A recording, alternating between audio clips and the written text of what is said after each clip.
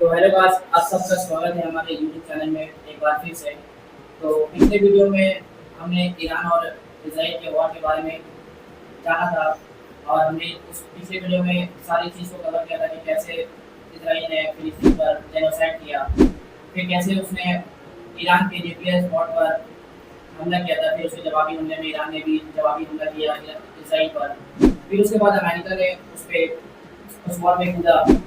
इन सब चीज़ों के बारे में हमने पिछले वीडियो में जाना। तो इस जंग के बाद पूरी दुनिया दो गेम में बट के रह गई थी। किसी ने ईरान का सपोर्ट किया, किसी ने इजराइल का सपोर्ट किया। तो एज एन इंडियन हमें किसका सपोर्ट करना चाहिए, वो आज हम इस वीडियो में डिस्कस करेंगे, और क्यों करना चाहिए इस बारे में भी डिस्कस करेंगे।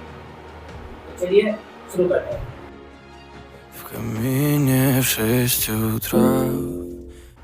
तो हेलो गाइज, हम लोग वापस आ चुके हैं इस नए वीडियो और नए टॉपिक के साथ।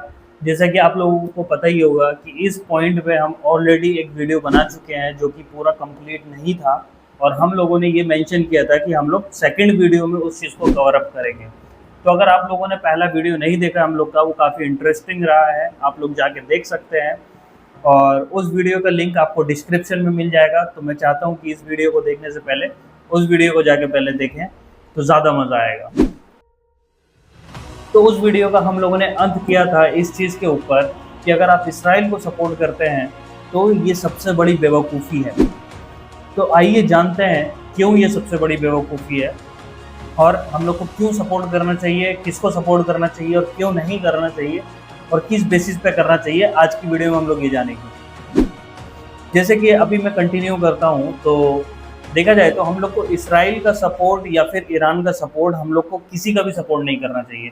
As a Indian, as a intellectual being, हम लोग को इस वॉर में इंटरफेयर ना करे तो हम लोग के लिए ज़्यादा बेहतर है, क्योंकि इसराइल के साथ हमारी दोस्ती यारी उस टाइम पर है जब हमारा इंडिया को ज़रूरत पड़ता है डिफेंस के मामले में, अटैक के मामले में, टेरर अटैक के मामले में। हम लोग को काफ़ी सारी चीज़ें, सुविधाएं जैसे ड्रोन सिस्टम, मिसाइलें वगैरह एंड ऑल, हम लोग को इसराइल से मिलता है।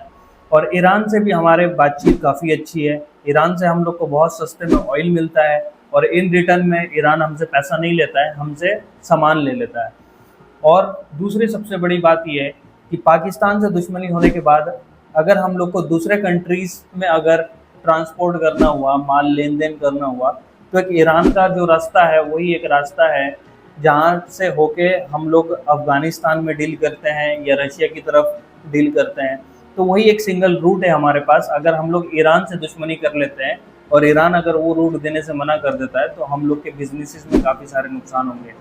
और अगर इस वॉर में हम लोग अगर इसराइल का साथ देते हैं और ईरान अगर हम लोग को तेल देने से मना कर देता है या फिर हम लोग को महंगे दामों में तेल देता है, तो उस केसेस में हम लोग का नुकसान ये होगा कि हमारे इंडिया में ऑयल का कीमत बहुत ज़्यादा बढ़ जाएगा, और जब तेल का कीमत बहुत ज़्यादा बढ़ जाएगा तो वो ट्रांसपोर्टेशन में इफ़ेक्ट करेगा। जो सामान हम लोग को आज 10 रुपये में मिल रहा है, वही सामान हम लोग को 30-40 रुपये का खरीदना पड़ेगा, क्योंकि हर चीज़ में बिना ट्रांसपोर्टेशन के बिजनेस नहीं चलते हैं कोई भी। मान लीजिए आप सूरत से कपड़ा लाके अपने शहर मुंबई में बेचते हैं, तो सूरत से कपड़ा जो आप मंगाएंगे वो ट्रांसपोर्टेशन के थ्रू आएगा, और ट्रांसपोर्टेशन का ही कॉस्ट इतना भाग जाएगा कि उसकी वजह से हर एक चीज़ में महंगाई बढ़ने लगेगी। तो सबसे बेटर वे ये है कि हम लोग न्यूट्रल रहें, ना किसी को दुश्मन बनाए, ना किसी से दुश्मनी करें, ना कि हम लोग को किसी एक के फेवर में जाके नहीं खड़ा होना है।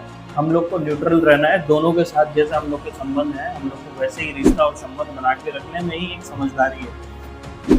यहाँ दो तरीके के लोग बढ़ चुके हैं हमारे देश में, एक जो इसराइल का सपोर्ट करते हैं, एक जो ईरान का सपोर्ट करते हैं। इसराइल का सपोर्ट वो लोग करते हैं जो इस्लाम के नफ़रत में अंधे हो चुके हैं। दूसरे वो जो ईरान को सपोर्ट करते हैं वो इसलिए करते हैं क्योंकि उनका रिलीजियस मामला है। अगर आप पहला वीडियो देखेंगे तो आपको समझ में आएगा कि ये कॉन्फ्लिक्ट, ये चीज़ शुरुआत कहाँ से हुई। फिर भी मैं एक शॉर्ट टर्म में आपको बता देता हूँ, अगर इन केस आपने पहला वीडियो नहीं देखा है और आप डायरेक्ट इस वीडियो में हैं, तो इसके लिए मैं एक शॉर्ट में एक डिस्क्रिप्शन दे देता हूँ कि ऐसा क्यों है। क्योंकि आप लोगों को पता है कि इसराइल गाज़ा के ऊपर बहुत ज़्यादा जुल्म कर रहा था, तो इतने सारे मुस्लिम कंट्रीज़ में से सिर्फ एक ईरान ऐसा है जो इसराइल को थ्रेट दे रहा था कि ये चीज़ बंद करो, ये चीज़ बंद करो। तो इसी चीज़ के चलते दौरान दोनों के बीच में कॉन्फ्लिक्ट होता है, ईरान और इसराइल का कॉन्फ्लिक्ट होता है। और बीच में जब इसराइल देखता है कि मैं हार रहा हूँ, तो फिर वो अमेरिका का फेवर लेता है। तो अमेरिका भी इसराइल का फेवर लेता है, फेवर लेते हुए ईरान के ऊपर हमला करता है। तो ये कॉन्फ्लिक्ट चलता है और अमेरिका बोलता है कि नहीं ईरान, तुमको न्यूक्लियर वेपन नहीं तुम्हारे पास होना चाहिए। ठीक है, तो ये सब मामला है। बाकी आप वीडियो जाके देख सकते हैं। तो मेरा बोलने का सिंपल पॉइंट यही है कि as a Indian, as a intellectual being, किसी को भी दुश्मन मत बनाओ। दुश्मनी एक अच्छी चीज़ नहीं है और इस्लाम से नफरत करके आपको कुछ नहीं मिलने वाला है। इस चीज़ के पीछे का रीज़न आपको समझना पड़ेगा। बहुत सारी चीज़ें हैं जो समझने से ही समझ में आती है। ठीक है, किसी ने भड़का दिया तो आप ऐसे भड़कावे में आ गए, तो ये चीज़ सही नहीं है। बहुत सारी चीज़ें हैं जो चीज़ देखने पड़ते हैं, बहुत सारे इन्फॉर्मेशन है, नॉलेज है जिसको गेन करना पड़ता है, तब आपको समझ में आएगा कि नहीं ये तो दुश्मनी कोई नहीं है। हम लोग को तो सिर्फ माइंड मैनिपुलेट किया गया है, ब्रेन वॉश किया गया है। क्योंकि पढ़े लिखे लोग, जो समझदार लोग होते हैं, वो इन सब चीज़ों में नहीं पड़ते हैं। वो सोच समझ के वो डिसीजन लेते हैं जो उनके हक में बेहतर हो, जो उनके देश के हक में बेहतर हो। अगर आप नफरत की आग में ऐसे ही झुकते रहेंगे और इसराइल को सपोर्ट करने लगेंगे, तो फिर उससे देश का नुकसान है। देश का नुकसान ये है कि देश के जीडीपी में इफेक्ट पड़ेगा। ऑयल हम लोग को महंगा खरीदना पड़ सकता है, या फिर ये हो सकता है कि वो हम लोग को देना ही बंद कर दे, हम लोग को दूसरे कंट्रीज से ऑयल लेना पड़े। और सबसे बड़ी बात ये, हम जो डील करते हैं रशिया में, अफगानिस्तान में, तो वही एक रूट है हमारे पास जाने के लिए जहाँ से हम लोग डील करते हैं। बाकी सारे प्रूफ्स मैं यहाँ नीचे डाल दूंगा, आपको देख सकते हैं उन चीज़ों को, तो आपको और ज़्यादा अच्छे से समझ में आएगा। और दूसरी बात ये है कि हम लोग को ऐसे ईरान का भी इतना सपोर्ट नहीं करना है, क्योंकि अगर हम लोग खुले आम जाके ईरान का सपोर्ट करेंगे तो फिर इसराइल से जो हम लोग को डिफेंस में जो हेल्प मिलता है वो हम लोग को नहीं मिलेगा। हालांकि जहाँ तक इस वॉर के कॉन्फ्लिक्ट में देख के जो समझ में आता है कि इसराइल को धूल चटा दिया है ईरान ने, बहुत बुरी तरीके से धूल चटाया है, और इसराइल के सारे डिफेंस फेल होते हुए दिख रहे हैं। जैसा हम लोग को दिख पा रहा है, ईरान के आगे इसराइल के सारे डिफेंस फेल होते हुए दिख रहे हैं। तो ये हो सकता है कि फ्यूचर में अगर ईरान के पास न्यूक्लियर वेपन आ जाता है, तो ये भी हो सकता है कि फ्यूचर में ज़्यादा से ज़्यादा कंट्री ईरान से डील करना ज़्यादा पसंद करे बजाय इसराइल के। क्योंकि इसराइल के जितने भी बड़े बड़े दावे थे, जितने भी डिफेंस थे, उन सबको धूल चढ़ा चुका है ईरान।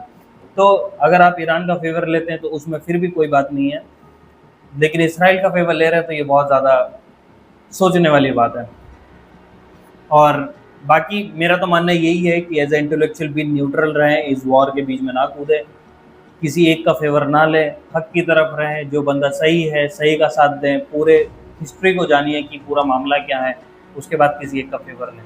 तो आज की वीडियो में बस इतना ही, फिर मिलेंगे अगले न्यू टॉपिक के साथ, न्यू वीडियो के साथ। I hope you like this video, and अगर आपको ये वीडियो ज़रा भी अच्छी लगी हो, ज़रा भी कुछ समझ में आया हो, तो चैनल को लाइक करें, शेयर करें, सब्सक्राइब करें। हमारा नया चैनल है, हम लोग का टारगेट है 1000 सब्सक्राइबर का, तो होप सब्सक्राइब बटन पे भी क्लिक कर दें और अपने फ्रेंड और फैमिली के साथ इस चीज़ को ज़रूर शेयर करें। तब तक के लिए पीस आउट।